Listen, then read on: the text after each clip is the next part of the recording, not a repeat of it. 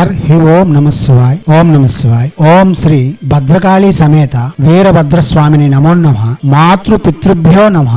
ఆచార్య అతిథిభ్యో నమః. శ్రీమాత లలితా త్రిపుర సుందరయే నమో నమః.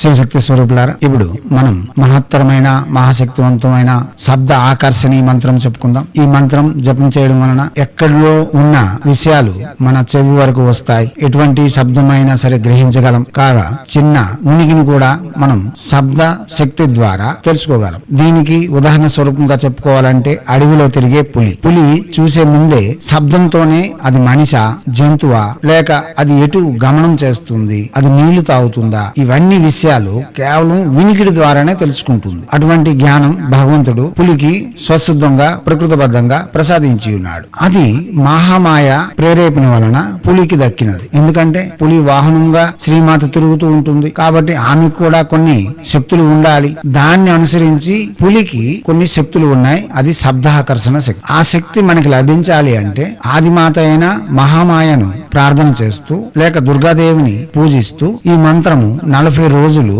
రోజుకి 22 మాలలు జపం చేసి శ్రీమాత యొక్క అనుగ్రహంచే శబ్దాకర్షణ శక్తిని పొందవచ్చు. ఒకవేళ మీరు ఈ దీక్ష పూర్తి చేసుకున్న తర్వాత మీకు అటువంటి సూచనలు ఏవైనా సరే కనిపించినప్పుడు మీ గురువు వద్దకు వెళ్లి ఈ మంత్రమునకు తర్పణాది విధులు యజ్ఞము, తర్పణము, మార్జనము యథాశక్తి చేసి తర్వాత గురు సమక్షంలో 11 రోజులు ఇదే మంత్రము రోజుకి 40 మాలలు జపం చేసి శ్రీమాత యొక్క అనుగ్రహంతో శబ్దాకర్షణ శక్తి పొందవచ్చు. దివ్యాత్మ స్వరూపులారా, ప్రసంగములను వినండి, అవగాహన పెంచుకోండి. ఇప్పుడు శబ్దాకర్షిణి దేవత యొక్క ధ్యానం.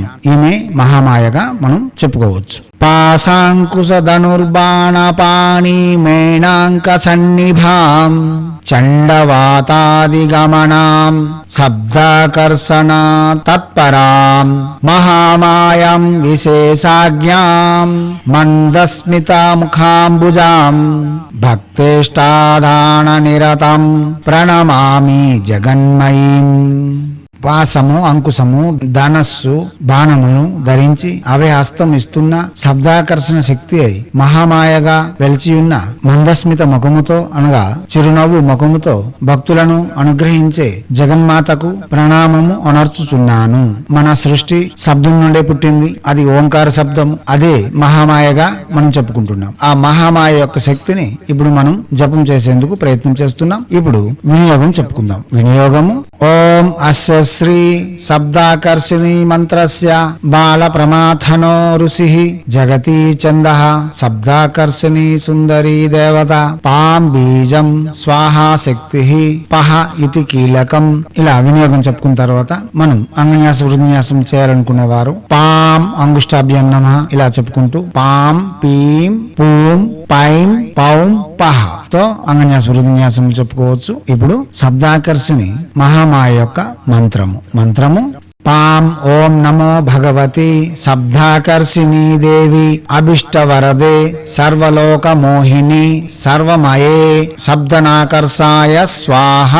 మంత్రం మరోసారి: పాం ఓం నమో భగవతి శబ్దాకర్షిణీ దేవి అభిష్టవరదే సర్వలోక మోహిని సర్వమయే శబ్దనాకర్షాయ స్వాహ.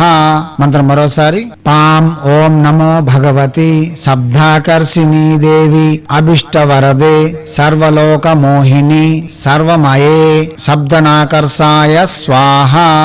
దివ్యాత్మ స్వరూపులారా, వాచక జపం చేయాలి. మానసిక ఉపాంశ జపం పనికిరాదు. ఎర్రని వస్త్రములు, ఉత్తర తూర్పు అభిముఖములు, దుర్గాదేవికి ఆరాధన చేస్తూ లేక గ్రామ దేవత యొక్క ప్రదక్షిణలు చేస్తూ సంధ్యాదీపం వెలిగిస్తూ ఈ జపం చేయడం వలన విశేషమైన ఫలితములు ఇవ్వగలదు. కాగా ఎంత దూరం ఉన్నవారు ఏది ఆలోచన చేస్తున్నా, ఏమి మనపై ఆలోచిస్తున్నా దానిని సైతం ఆకర్షించి మనల్ని చేర్చగల మహత్తరమైన మహాశక్తి. ప్రసంగములను విని అవగాహన పెంచుకొని ప్రత్యక్షంగా జపములు చేసి మీరు మీ యొక్క ఉనికిని ప్రపంచానికి చాటుకోగలరు. చేయండి. చేసి తగ్గ ఫలితం ఉంటుంది. ఏనలేని ఆనందములతో ఐశ్వర్యయుక్తమైన భావయుక్తమైన ఆనందకరమైన జీవితం కొనసాగించాలని హైందవ సనాతన ధర్మ ఋషులు మనకు అందించిన విద్యలు వినియోగించుకోవడంలోను భారతీయ సంస్కృతి సాంప్రదాయాలు కాపాడడంలో ముందంజలో ఉంటూ మన ఆచారాలలో వస్తున్న మర్మ రహస్యాలను ప్రపంచానికి వెలుగెత్తి చాటేందుకు మీ వంతుగా కృషి చేయాలని కోరుతూ ఎప్పుడు మీ సేవలో రత్నశ్రీ హిందూ సేవా సమాజ్ ఆచార్య భీమ్ సింగ్ రవికుమార్ ఆఫ్ నిఖిలానంద సాగర్ మహారాజ్.